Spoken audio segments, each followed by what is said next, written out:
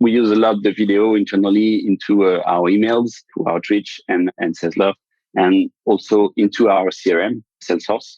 We put a lot of video. It's also easier for a sales rep to tell what a deal comes in, how it occurs to sign these deals as a deal win video. It's easier for them to do it than to fill a lot of fields. So I think it's really a game changer. And we know that in the ops world, we're struggling sometimes to have all the data clean in the CRM. And I think the video could help a lot to bring some efficiency and knowledge into the teams.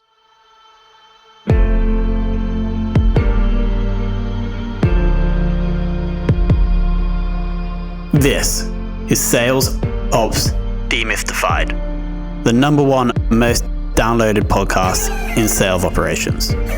We invite the brightest minds in sales ops onto the show to deconstruct the what, why, and how behind rep productivity, forecasting, metrics, and all things revenue.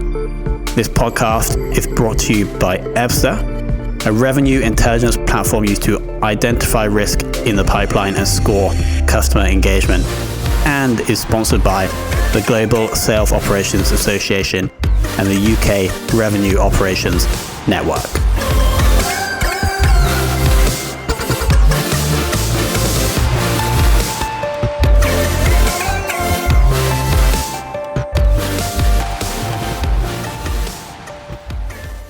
Hello, and welcome to another very special episode of the Sales Ops Demystified podcast. Today, we're joined by Antoine Leprince, who is the Revenue Operations Manager at EasyMovie. Antoine, welcome to the show. Thank you, Tom. Happy to be here.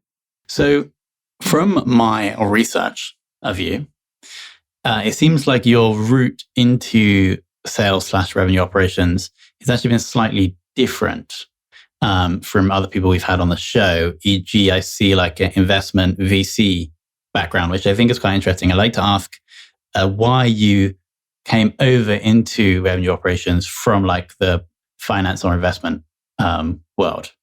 Yeah, sure. It's really different. Yeah, I worked in VC before because I like the tech company and I like finance and I'm more analytical. And when I looked at startups, I really want to deep dive and worked into startups. When I looked at jobs, I looked for some kind of jobs with some analytical parts, but also with tech part because I also have a background in technical. And this is how I jump into the sales ops world first, and then the revenue ops world. Makes total sense. Like it seems like both the analytical and the finance skills developed in the investment world could really add value in the sales ops world. Did you find? So these are maybe slightly unrelated to sales or RevOps, but when you were then choosing which company to go and work for in sales or RevOps, did you like use your VC and investment analysis on that company to decide whether you should go and work for them? Yeah, totally. And I always do that because I looked at company through a VC analytical mind. And for the fun fact, after I joined, when I joined EasyMovie, the actual VC where I worked, Ring Capital, actually invest in EasyMovie. So the job was done by the previous team. So I was more than happy to join the company. And also, I don't look really much because the VC I worked with also did it. Yeah, I mean, that makes total sense. It's almost like being in VC is like you can like, because you see so many companies, if you do want to jump off into a business, it's just like the best place to do that from, because you're like looking at the effectiveness of all these different companies. Anyway, that's slightly aside from the topic of the conversation. Could you just break down the revenue function at EasyMovie, e.g. how many reps, whether that's sales or customer support, that you're supporting or your team is supporting, and then how many people you have in the RevOps team? Yeah, sure. So we are currently based in Paris and New York. We have 2 offices. We have both 10 commercials, both in EMEA and both in the US. So this is for the commercial part, SDR, account executive. We have also some customer success, approximately 4 or 5 in each geographies. And today we have 3 in the revenue operation teams. I and two sales ops, because mainly we decided that the sales ops is the main people you need after a rev ops. There is a lot to do, a lot of data to analyze. There is a lot people to help grow and have the best efficiency. So we decided to have one sales ops in each geography today. So we have three. Awesome. And what would you say is the biggest focus for the RevOps team right now? The biggest focus, we recently refocused the full company, the entire company and the team on two main use cases, which is really the email outreach and the sales efficiency through video. So the real focus today is really to align all the team on this new strategy, to collect the data and the right data at the right moment in order to see where we have to grow, where we have to put the focus on for the end of the year and the next years, the years to come. So really, this is the main focus today since a couple of months. Got it. And roughly how much of your time is split between sales ops and customer success ops? In fact, there is even more marketing ops a little bit, finance ops a little bit too. And I tend to think that today the main part is sales ops, and if I could say maybe 50-60% sales ops, and the rest is more, I think, from all the entire departments, full departments, and customer success ops a little bit, but less than sales ops, definitely. Yeah. Got it. And do you currently report into like the head of sales or like the CRO? I report to the CEO directly, yeah, not the head of sales. The CRO or the COO? No, the CEO. CEO, amazing. Yeah, okay, cool. So yeah, that makes total sense then, right? You can almost be like the CEO's right-hand man for like the revenue function. Yeah, exactly. When I joined EasyMovie, even as the first sales ops, I report to the CEO, and it is why I think my job really naturally moved to a revenue ops jobs, because I report to the CEO, so I have the full picture of marketing, sales, CSM, and I tend to think that as a RevOps, I couldn't report to a head of sales because today the VP sales has only the sales department, so it will bring some silos into the ops department. And my goal is really to break the silo and bring alignment through departments. So I think it's really important that it will be reporting to the CEO or the CRO, which would be the main report here. Sure. So you think you guys at some point would hire a CRO, or are you eyeing up that role? Yeah, I think so too. Makes sense. Awesome. And then, so moving forward for the rest of 2021, what is like the biggest thing that you are trying to achieve? Yeah, there is a lot of things, but I think the best thing we want to achieve is really to have the smoother process of the best customer experience. It's not that easy today because we have more and more specific teams. We have more and more complex tools, and we want to have the simplest process internally and externally, and to have really this goes really smooth. And it's really the biggest bit we want to achieve is really to align all the department on the same process and be sure that it's really smooth and easy to track and follow. Well, it kind of makes sense, right? Because for people listening, the description of EasyMovie on LinkedIn is the enterprise all-in-one video platform enabling exceptional customer experience and employee content sharing. So it kind of makes sense that you guys are really focused on providing your customers an exceptional customer experience, because then all of your learnings can then be either built into your product or could be used as content marketing for the people that you're trying to attract, right? Yeah, exactly. We use a lot the video internally into our emails, through outreach and sales love, and also into our CRM, Salesforce. We put a lot of video. It's also easier for a sales rep to tell what a deal comes in, how it occurs to sign these deals as a deal win video. It's easier for them to do it than to fill a lot of fields. So I think it's really a game changer, and we know that in the ops world, we're struggling sometimes to have all the data clean in the CRM. And I think the video could help a lot to bring some efficiency and knowledge into the teams. Totally makes sense. Alex, you want to jump in to take us a little bit deeper? Yes, thanks, Tom, and thanks, Antoine. That was really interesting, and I really just wanted to jump into the last piece that you were saying, which was about bringing video into the CRM. And I guess, given your business, it would make sense that you might be on the forefront of that, but it's not something I've necessarily thought about much before. So, do you want to make the use case, make the sales pitch for why you should be storing videos in the CRM? Yeah. So in the CRM, the main use case, we have three kind of use cases that we use the most in the CRM. The first one is for the sales rep and commercials to put some deal wins when they win a deal, and the deal inside also to help bringing some value during the process for the entire team, and also cross team to bring the CSM before the deal will happen. And the other one is more for the customer success team on the account level, more to have a customer review, and each quarter they will record a video and see how the claims goes well or not, having some warnings for the company to really have a quick view on this customer and client really quickly, and do whatever we can to bring the success on it. Okay, great. And so roughly what sort of length are those videos?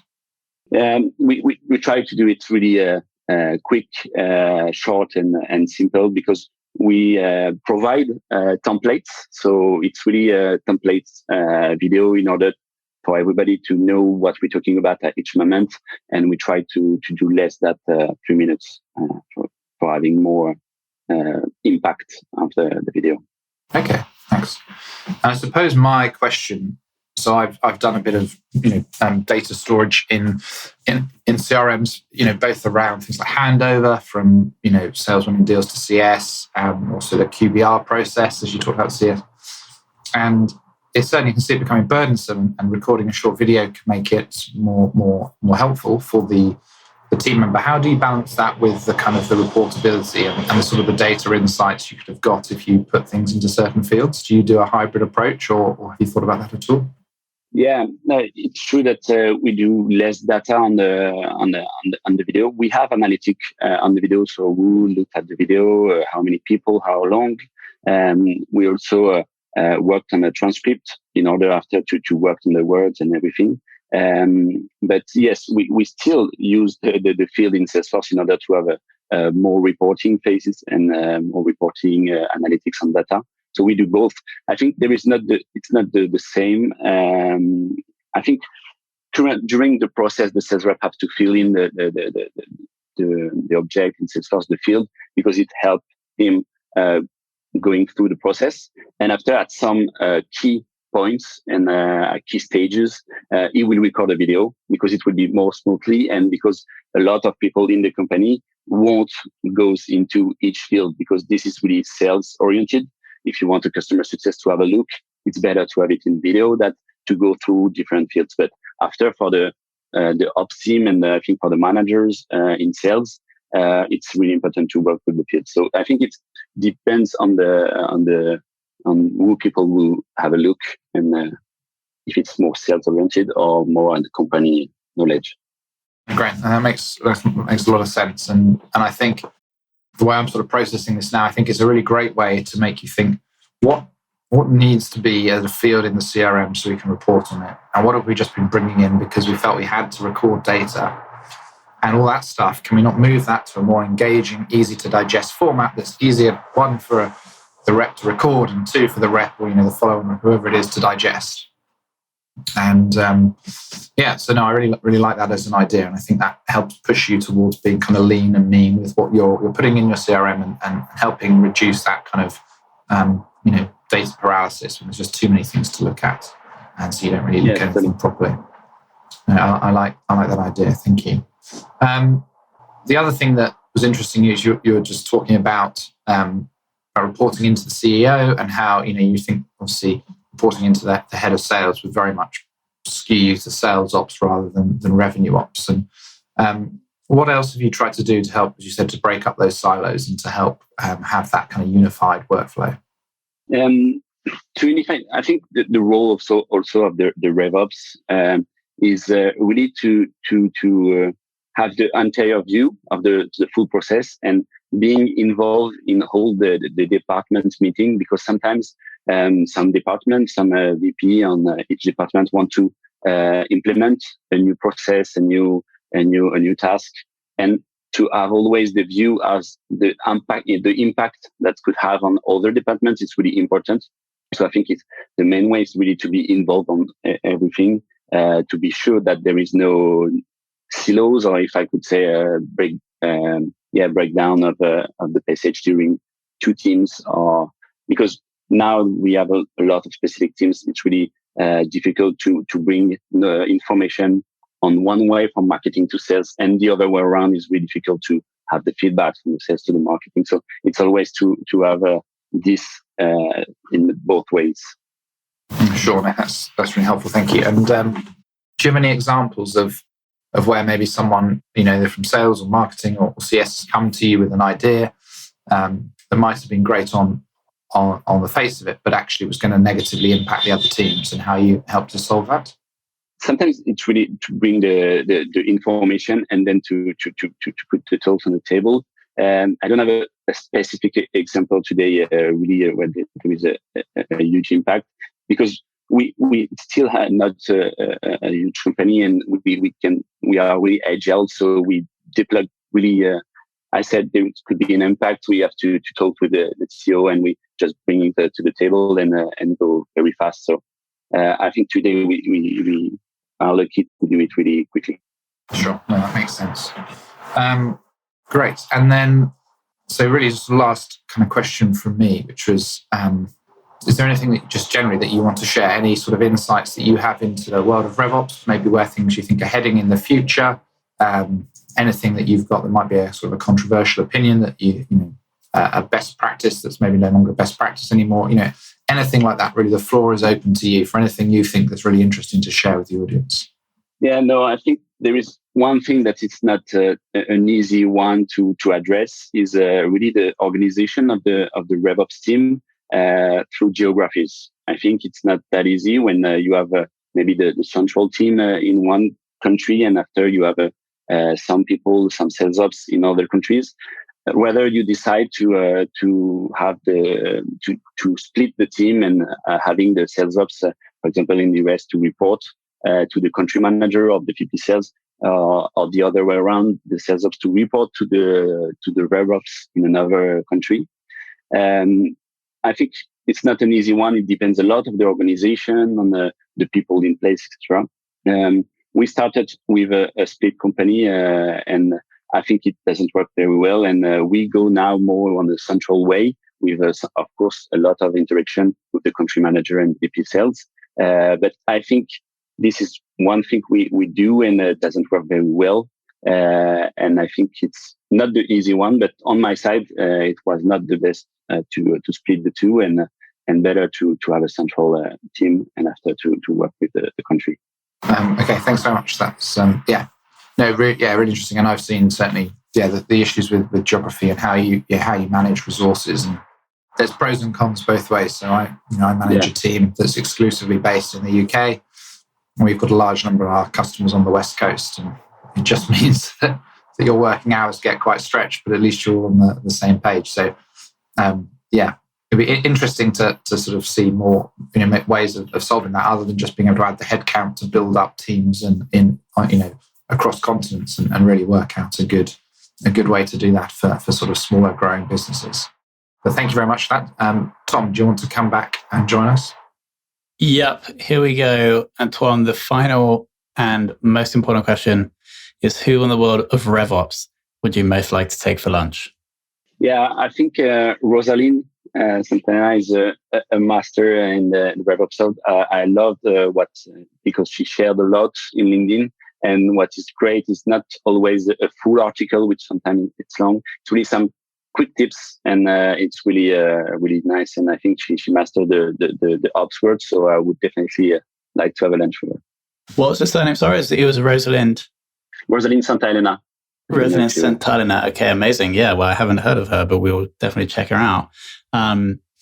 Antoine, thank you for coming on. It's been an insightful journey into this kind of almost early RevOps function that you're building within this, it seems like, fast-growing B2B SaaS company. Sounds like a very exciting journey ahead for you and the business. So we look forward to following along and seeing where you end up. But thank you so much for coming on and sharing your wisdom. Thank you very much, Tom and Alex. It was a real pleasure.